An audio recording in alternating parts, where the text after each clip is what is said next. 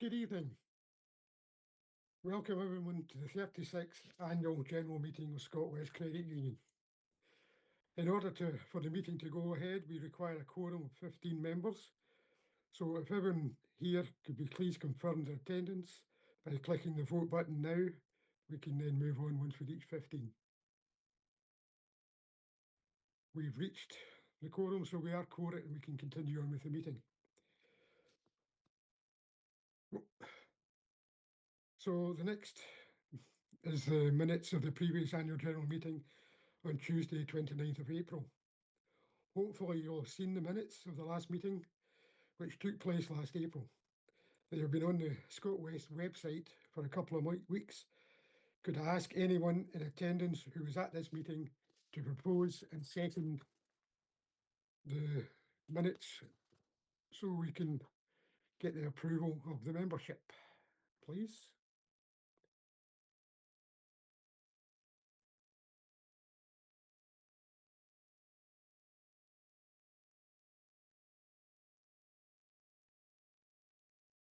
We have a proposer.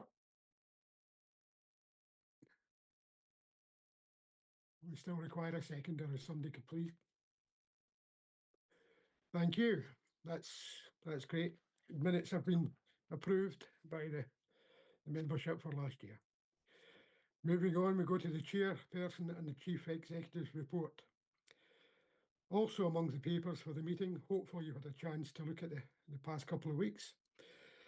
Our chairperson and CEO report, which is a look back at the year gone and a look at the year forward. I won't read through every item, but just to draw attention to a few things that may be of interest. We are encouraged to see an increase in the number of new members under the age of 30 joining the credit union, as well as the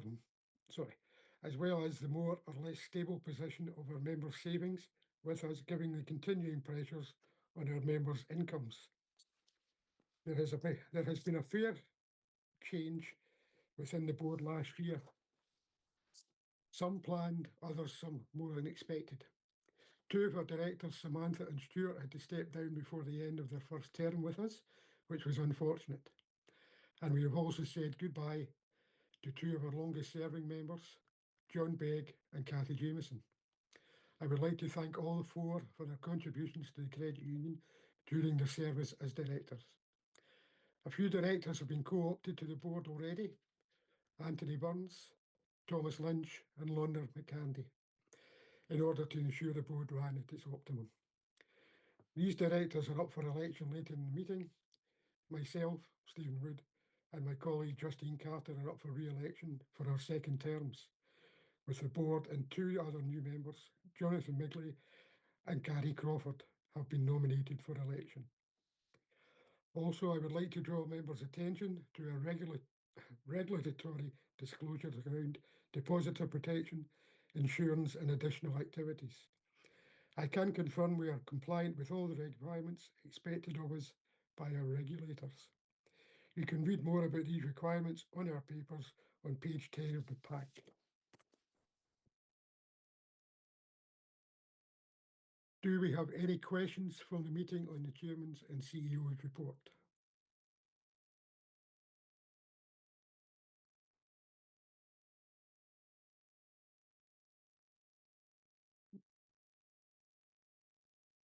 I don't believe so. No. Okay. Sorry. Now we can move on to the election of directors. You can find a short bio on each of our candidates in your pack on pages 11 and 12, which I hope you've all had a chance to look at. Because I'm up for re-election this year, I will hand over the section of the meeting to David McBain from our auditors, Johnson Carmichael. David. Okay, thank you, Stephen. Yeah, very happy to run through this process. The first existing directors are Stephen Wood and Justine Carter, who are standing for election to their second 3-year term. Could I ask for the membership to vote yes or no for Stephen Wood, first of all?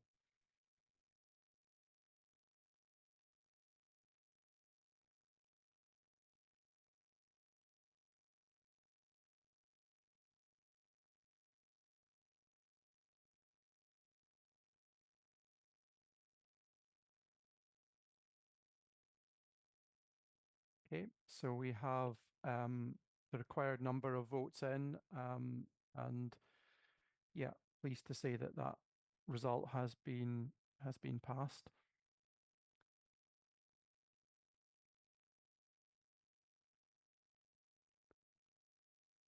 So we will move on to the remaining election of the candidates. The first of those is for Thomas Lynch.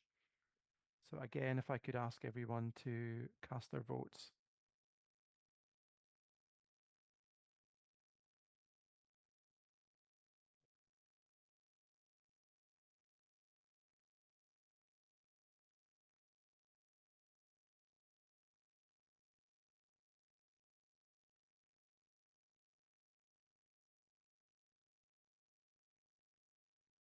Yeah, I think we've more or less got all the votes in. Yeah, I think we're up to 20 votes now. So I can confirm that, again, that vote has been passed. So we will move on then to the next vote, which is for Anthony Burns. So again, if people could vote yes or no for the election of Anthony Burns.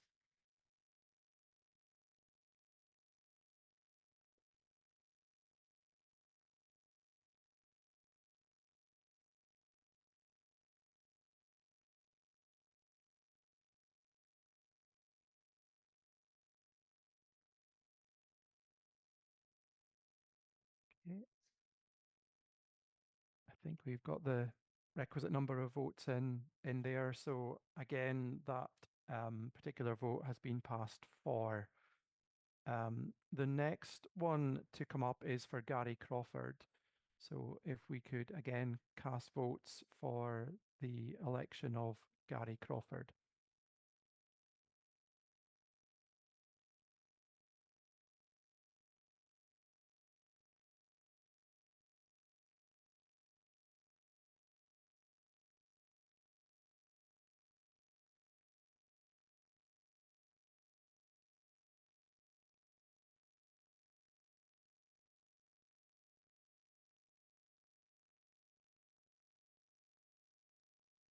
Okay. I think we are again through the required number of votes there. So again, just confirming the result of that vote, which is for the election of Gary Crawford. The last one is for Jonathan Midgley. So again, I will ask everyone if they can cast their votes for or against the election of Jonathan Midgley.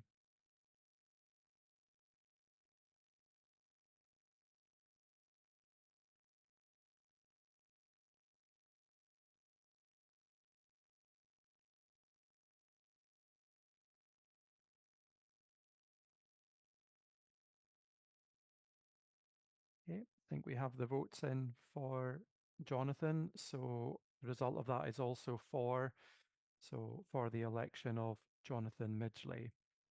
And I think that completes this section on the election or re-election of directors.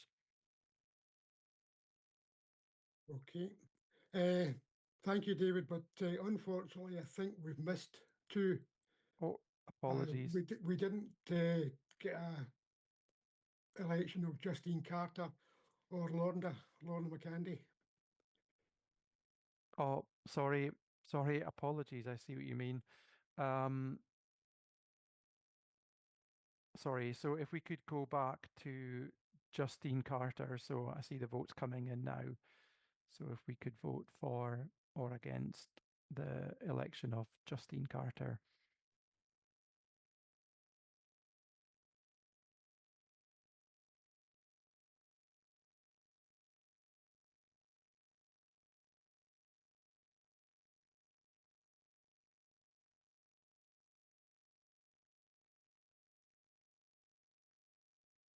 Okay, so we have the votes in for Justine, and that is confirmed as for the election of Justine.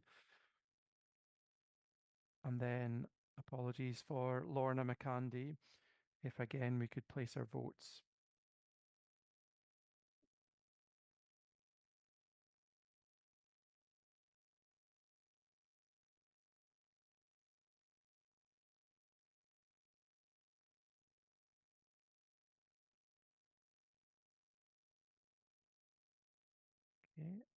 think we just about have the votes in there. So also just to confirm the results for Lorna are for the election of Lorna McAndy. I think Stephen, sorry, I think that is the final ones now. That's fine. Thank you very much, David. Yeah, Let's congratulations to everyone that's been elected. Moving on now, we move on to the financial statements and auditor's report. The financial statements, will hand you back to David McBain, Yep. who will now give us an update on our accounts. Yep. If you have any questions, if you have any Yeah. questions, pop them in and we'll pick them up at the end of the questioning. Thank you, David. Yeah, as you say, Stephen, very happy if there are any questions, then we can look at those over the course of this AGM. I just want to provide a brief update on the audit, or a brief overview of the audit, because we have now completed the annual audit for the accounts for the year ended 30th September 2025. I'm pleased to confirm that the audit report was unmodified, so we were able to confirm that the accounts gave a true and fair view. We were able to confirm that they'd been properly prepared in accordance with the relevant accounting standards, and they've been properly prepared in accordance with the relevant legislation.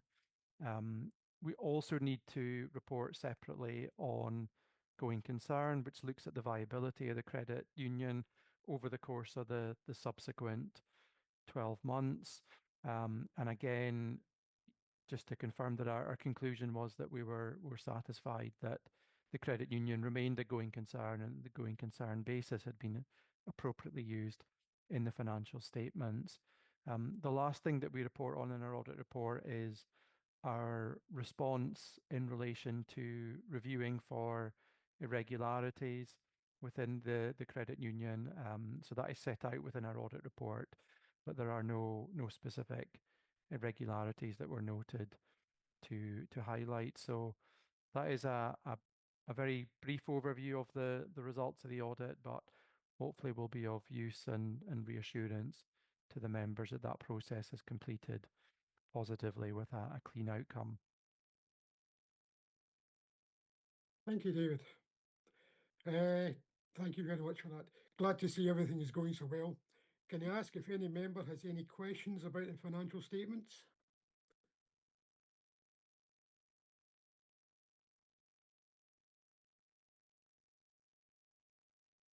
No questions? Okay, thank you. Now we will ask members in attendance to vote to propose and second the accounts that have just been presented to by the auditors, if you don't mind, please.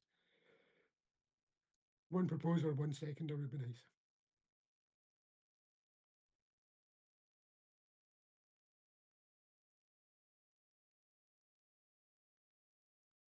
Still waiting for a seconder.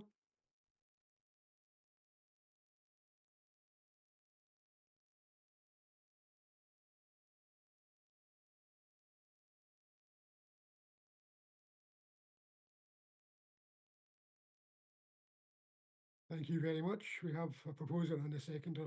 The accounts have been presented. Thank you very much for that. Now moving on, we move on to the appointment of auditors.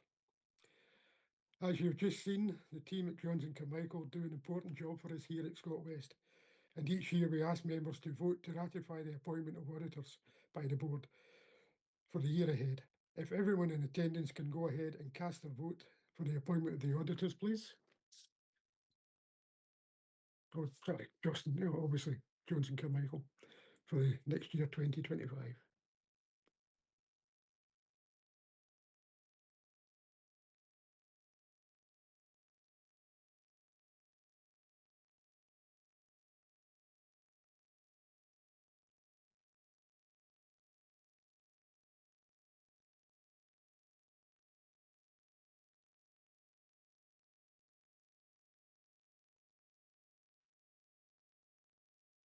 Seems to be most of the votes in.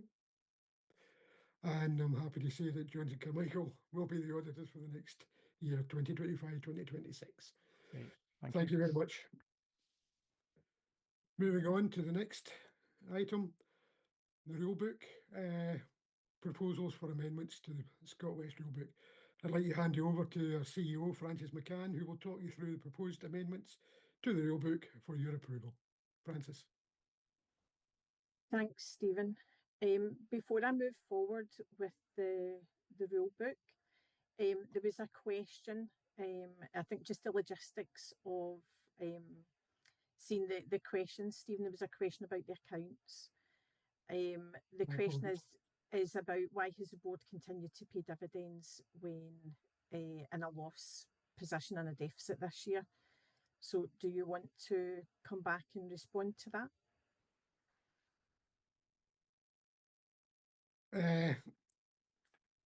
At this moment, I don't really have an answer at hand. Do you have any suggestions for that? Certainly. So during the year, with the high interest rates, the board made a decision to continue to pay dividend on the basis that we were dispersing back some of the reserves to the members as opposed to it coming from surplus. So the board made the decision to do that based on the impact of managing the credit union through the changing interest rate environment and the rising costs and everything like that. So Scotwest has quite significant buffer of reserves. So there was a decision made to maintain that dividend for the members. Hopefully that answers the question. But any further questions, please feel free to add those on, and we'll pick them up as we move forward. Okay. Thank you, Francis. I'll move on to the rule book. So, firstly, the first change that we're asking the members to vote on is around changes to our governance framework. So the board has conducted a review of our governance framework and is proposing some changes. So rather than read through all of the specific changes, it's just to give a high level review of what the actual wording changes represent. So firstly, we were looking to simplify the director classifications. In our rulebook, we had lots of references to different classifications of directors. We had nominated directors, elected directors, appointed directors. And we wanted to simplify this just for ease of working within the governance framework and for understanding the process for the members as well. So we now simply have two tiers of directors which are classified as executive or non-executive. So we've removed any unnecessary references to this throughout the rulebook and also in the glossary where these terms were noted in the glossary. We've also reflected on the process as it is working operationally within the credit union, as opposed to the real complex the way that it's laid out in the rulebook, insofar as we have had provision in the rulebook for when members are elected to the board, for example, and it was based around that we would do then the due diligence following election. But in practice, through the nominations committee, what we have been doing is doing all the due diligence prior to nominating people for election. Therefore, we were able to simplify the rules and reflect how it is actually working in practice. This also is part of how we were able to remove all the different classifications of directors. And a further rule is we have a vesting date, as we call it, where we gave ourselves a 3-month window from members being elected to the board to them actually starting on the board. So we've shortened that period of time. We've just given ourselves just over a month. So newly elected directors will start almost immediately, and that just gives us a little bit of time to get them up and running with their devices and access to board papers and everything before they start. So we've made that change and brought that vesting date forward based on a February AGM. The vesting date would normally be the 31st of March. Therefore, the new director's first meeting will officially be in April. And normally that would be a 3-month gap. So we've brought that down. And following a review of best practices and our own framework, and the fact that Scotwest has grown and is now a bigger credit union, we're now elevating our governance. And we did take some advice from a governance expert, and we've also had a recommendation from our external auditors along these lines as well. So one of the things the board is now doing is appointing the CEO as an executive director to the board. What that means is, by way of the CEO employment, I guess the CEO will serve as an executive director until such time as they leave that role, and then whoever is then appointed CEO would then take over that position on the board. But that is an executive director role. So those are really the governance changes, and that's we've also picked up in some errors that were sitting in the rule book that we discovered, just some misreferences to some sections, and some clarification on some things in the glossary and changes. Nothing material, just mistakes that were picked up on that needed corrected. So that's the changes that we've made. So hopefully I've explained that, and if you have any questions, please do put a question on and we will pick it up.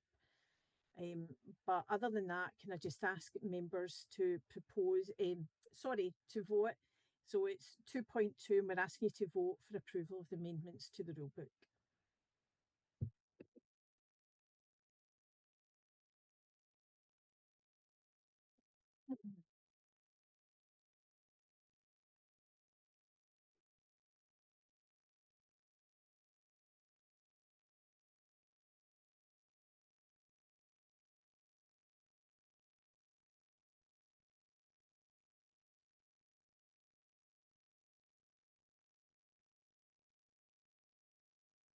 Okay, thanks. So just looking at that vote, and that vote has passed. So thanks very much. That's the 2.2 vote for approval of amendments to rule book has been approved.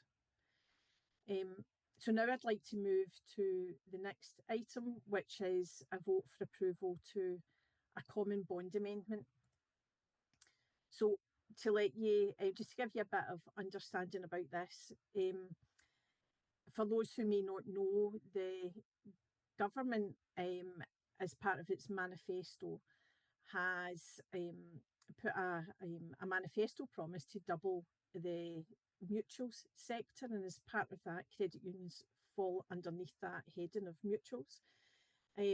So there has been lots of work has gone on in the last year or so with multiple stakeholders in relation to credit unions and building societies and other mutuals, in terms of how do we break down barriers to growth and how do we extend access to credit union services to a wider audience. You may or may not have seen that quite recently the PRA and the FCA published a joint report on the mutuals landscape, and they laid out quite clearly the way that they see forward for mutuals under the FCA and PRA regulation. And you may have seen or may not have seen that all of the credit union trade bodies in the UK have managed to get together and agree on a credit union growth plan. That growth plan is more about setting a path for credit unions to grow, and it's up to individual credit unions how they navigate that path. So that should just give you a little bit of understanding on the landscape and what is happening out there. So Scotwest, we want to embrace any opportunity that we can as it is aligned with our purpose to extend credit union services to to all of the citizens. Therefore, whilst we await some changes that we believe are that the government are going to bring in, then we want to propose a change to our rule book so that when those changes come in, we can then move forward with that new common bond in the future. So just to explain, one of the barriers that's been identified is there is a limit to potential membership for credit unions who work on a locality common bond. So Scotwest, of course, originated in the west of Scotland and has expanded a little bit since then. So our common bond is very much baked into a locality basis. The government have carried out a consultation and they've intimated that they are going to increase the potential membership limit, which currently sits at 3 million. So for Scotwest, although we have a membership of just below 40,000, our common bond sits around about the potential 3 million membership. Once these changes come in, we believe that we'll be able to expand our common bond to anyone who lives or works in Scotland. And we've therefore brought a draft common bond for approval tonight that will allow us to move once the legislation is passed. Now, the way things work are quite mysterious in government, so the legislation could pop up in the next few months, or we could be sitting here at the AGM next year reporting that the changes to legislation haven't happened yet.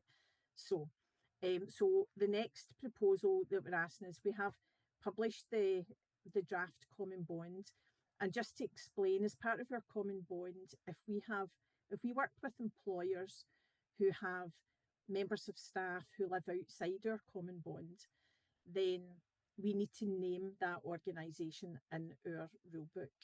So please don't be alarmed by the draft rulebook that then is removing a lot of employers. It's only because if we expand our common bond to cover the whole of Scotland, then we no longer need to name some of the employers directly in our common bond.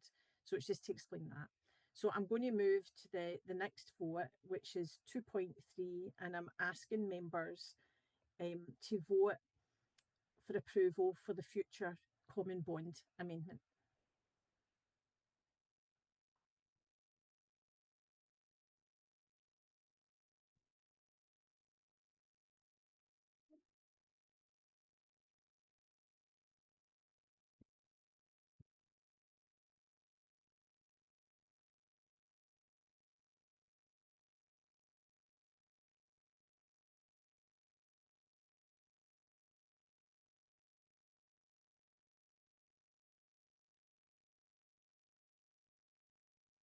Okay, thank you.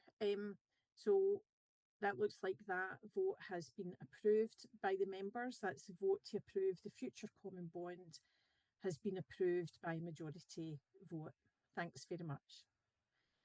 Stephen, back over to you now. Thank you very much, Francis. So that brings us to the close of the meeting. The annual general meeting of Scotwest is to a close. Thanks to all members who attended and participated. A recording of this meeting will be put on the website for members who missed the meeting in the next few days. Any Scotwest Lottery players can wait for a few moments when the Scotwest Lottery AGM will take place. Thank you very much for your attendance. Goodbye.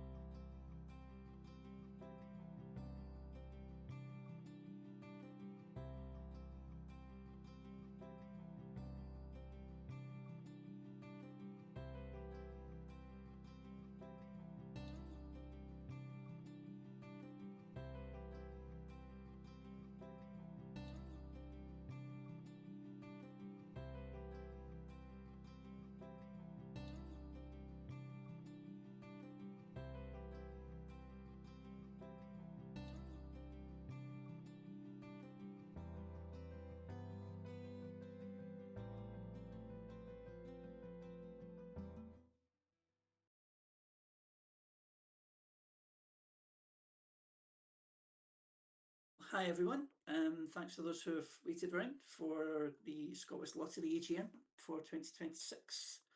Can I ask everyone here just to vote that you're in attendance for the minute of the meeting?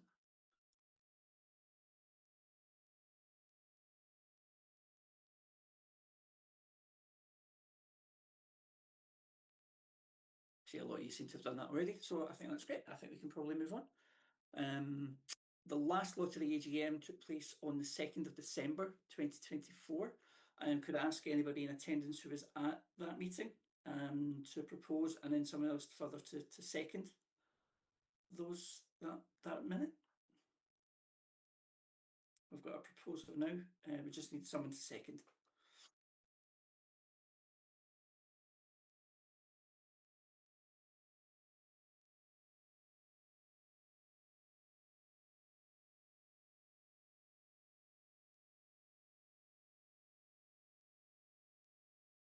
We've got 4 proposals. No one's seconded for the minutes yet, but because I was in attendance and a player of the lottery, I'll be able to do that just to let's pass that vote. So we can move on. That's great. Thanks, everyone. The financial statements for the lottery have been available on the website ahead of the meeting. In the absence of the auditors, if anyone has any questions about the accounts, you can put them to me just now, and I'll pass them to the auditors. Just check to see if there's any questions coming through. Just give that a few seconds for anybody who might have any questions.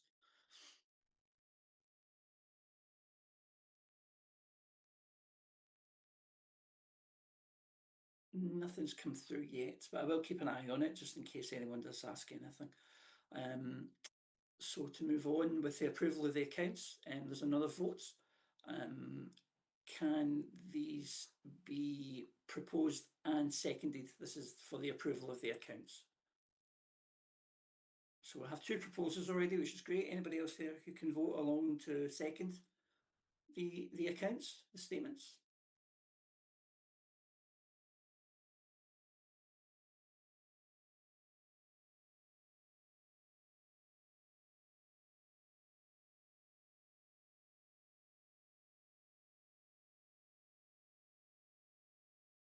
That's great. We've got proposers and seconders now. That's fantastic.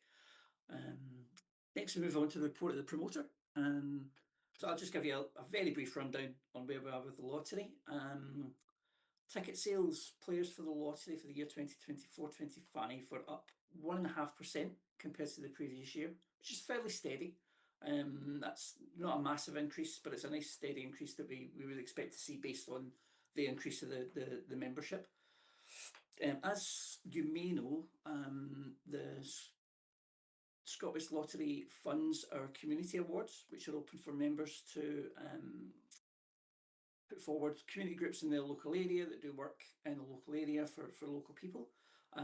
6 organisations were granted a community award funded by ticket sales last year. Among them were the Mrs Claus Appeal based in North Ayrshire, the Menopause Warriors in Glasgow, and the Moira Anderson Foundation in North Lanarkshire, and Moving On Mid Argyll in Argyll. You can see full details of those in the credit union pack that some of you may have seen on our website. You can also see them listed on our website as well in the community awards section, where you can also nominate organisations in your area for a community award of up to £2,000. So please go ahead and look at that if that's something that might interest you. Every year we have to confirm the price structure of the lottery for the year ahead, barring any requirements to change it. If we see a particularly large increase in ticket sales throughout the year, we find that we have to do that.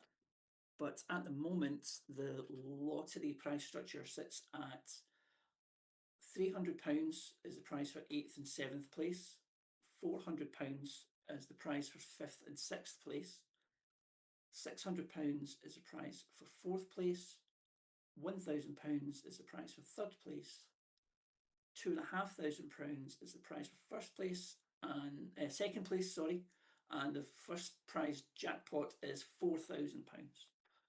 So that's the lottery price structure at the moment. still no questions about the lottery, which is great. Everyone's happy, apart from the people who don't win. I'll just move on to the last item on our agenda, which is the election of our auditor. As always, we follow the lead of the credit union in relation to the election of the auditor. So I would now ask all present to vote on the appointment of Johnson Carmichael to be the auditor for the Scotwest Lottery for the coming year. That should be open now.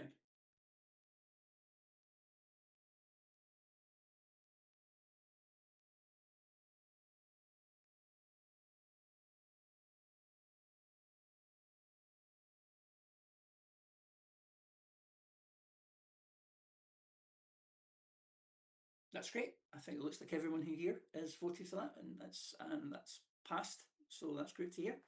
There's been no questions through, so everyone must be quite happy, which is also good to hear. So with that, I'll just bring this 2026 AGM for the Scotwest Lottery to a close. Thank you for everyone for attending. Bye bye.